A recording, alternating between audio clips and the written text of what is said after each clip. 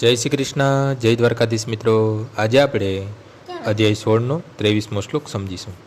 યહ શાસ્ત્રવિધિ મુત્સુજ્ય વર્તતે કામકારતઃ ન સ સિદ્ધિમ વાપ્નોતિ ન સુખમ ન પરામ ગતિમ.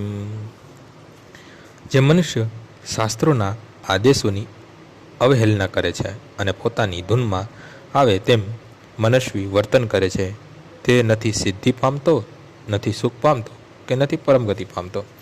અગાઉ વર્ણવ્યા પ્રમાણે માનવ સમાજના વિભિન્ન આશ્રમો તથા વર્ણો માટે શાસ્ત્રવિધિ આપેલી હોય છે. દરેક મનુષ્ય આ વિધિ વિધાનોનું પાલન કરવાનું હોય છે. જો મનુષ્ય તેમનું પાલન ન કરે અને કામ, ક્રોધ તથા ઈચ્છા અનુસાર મનુષ્યપણે કાર્ય કરે તો તેને જીવનમાં ક્યારેય સિદ્ધિ પ્રાપ્ત થઈ શકે નહીં. બીજા શબ્દોમાં, મનુષ્ય ભલે આ બધી બાબતો સિદ્ધાંત રૂપે જાણતો હોય, પરંતુ જો તે પોતાના જીવનમાં તે પ્રમાણે આચરણ કરે નહીં તો તેને અધમ જાણવું.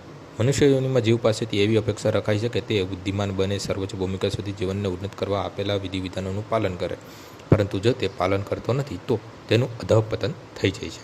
તેમ છતાં જે મનુષ્ય વિધિ વિધાનો તથા ભૌતિક નૈતિક સિદ્ધાંતોનું પાલન કરે છે પણ તે પરમેશ્વરને સમજવાનો પ્રયત્ન કરતો નથી અથવા સમજવા પામતો નથી તો તેનું બધું જ્ઞાન વ્યર્થ થઈ જાય છે.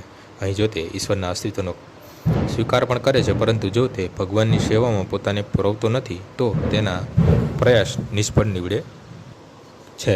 માટે મનુષ્ય ધીરે ધીરે પોતાની જાતને કૃષ્ણ ભાવના અમૃત તથા ભક્તિમય સેવામાં ભૂમિકા સુધી ઉન્નત કરવી જોઈએ.